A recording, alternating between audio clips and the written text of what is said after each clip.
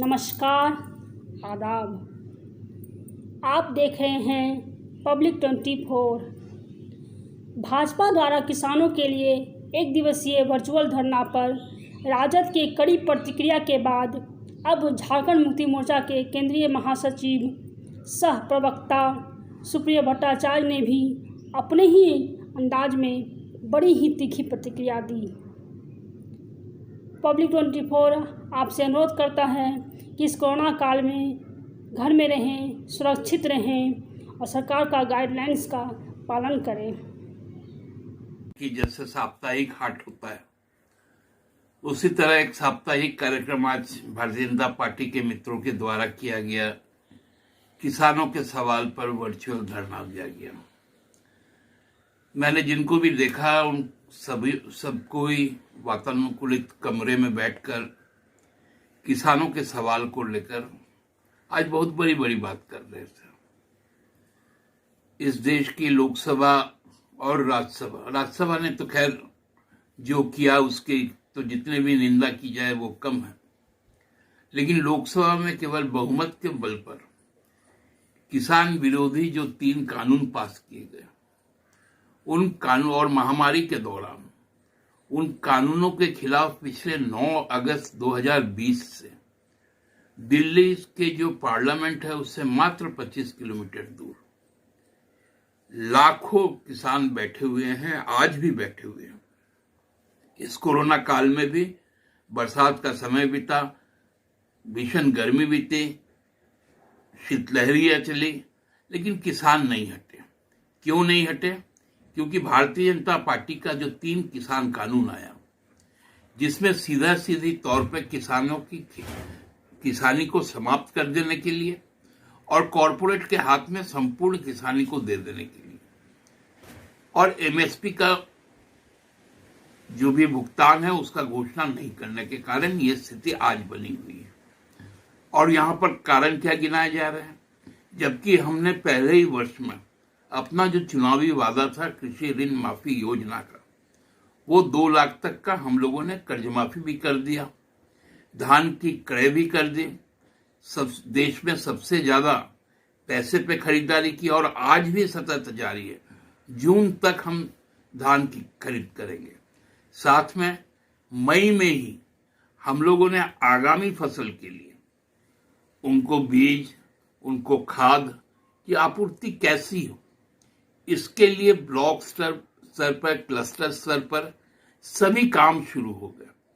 इससे बौखला गई है भारतीय जनता पार्टी, क्योंकि किसान के सवाल पर उन्होंने देखा कि पश्चिम बंगाल में जब पंजाब के, जब हरियाणा के, जब उत्तर प्रदेश के, जब राजस्थान के किसान नेता लोग आए थे तो किस प्रकार से उनको हार का मुंह देखना पड़ा।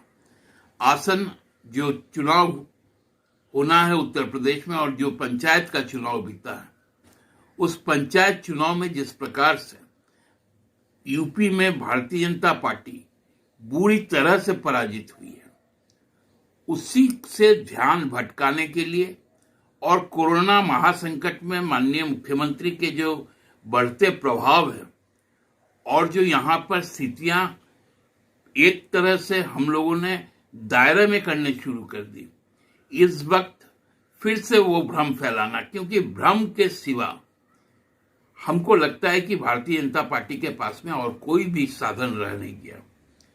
आप कहते हैं आप अपना पिछले 5 वर्षों का धान क्रय का दिखा दीजिए। 1600 रुपए में आपने धान क्रय किया था, करने की बात की थी।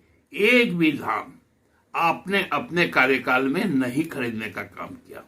बीज का वितरण नहीं हुआ, उनसे सब्सिडी ले ली गई। ये सभी चीजें आज डेली, जब से पश्चिम बंगाल का 2 तारीख को 5 राज्यों का चुनाव आया है, का नतीजा आया है, आप देखेंगे कि प्रत्येक दिन डीजल पे औसतन 10 पैसे से लेके 60 पैसे तक और पेट्रोल पे 1 रुपए से लेकर 1.5 रुपए तक की बढ़ोतरी की जा रही है। ये किस पे आप अधिभार डाल रहे हैं? ये डीजल का मार्क किस पे आप दे रहे हैं? ये समझने वाली बात है। और अब ये नौटंकी बंद कर दीजिए। किसानों के बारे में यदि सोचना है तो जाइए ना दिल्ली, आपके तो बहुत सांसद है, यहां से जाके बोलिए कि भाई किसानों के सवाल पर सरकार को चुप नहीं रहना चाहिए, केंद्र सरकार को वहां से सुराहा निकाल के ले आइए। आप बताइए कि अंबानी और अदानी के वेयर हाउसेस को बंद कर देना चाहिए।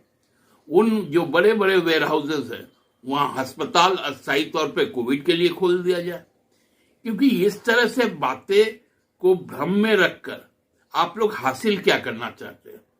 इससे आपका, देखिए आप जिस परिस्थिति में कर रहे हैं ये कार्यक्रम, मुझे कोई आपत्ति नहीं है, बस आप अपनी पिटवा रहे हैं।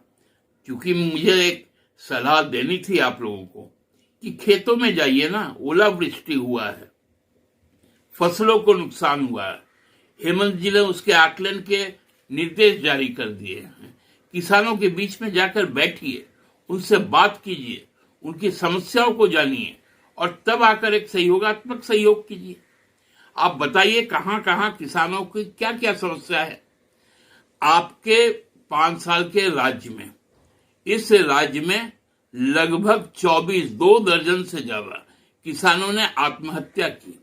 हमारे आज अल्पकालीन जो 1.5 साल का लगभग का शासन हुआ, एक भी कहीं से किसान ना प्रताड़ित हुआ और ना किसान की कोई शिकायत आई। तो ये सारी चीजें बताती है कि आप कितने हतोत्साहित हो गए हैं।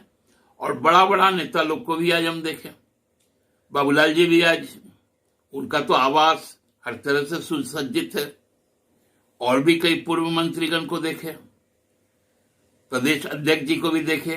देख के अच्छा लगता है। कोरोना काल में आप लोग टीवी में आ जाते हैं, सोशल मीडिया में आ जाते हैं, इससे एक ही बात का पता चलता है कि भाजपा के मेरे मित्रगण स्वस्थ है, और ईश्वर से कामना करते हैं पूरे परिवार सहित आप लोग स्वस्थ रहिए, लेकिन दया करके इस काल में भ्रम ना फैलाएं।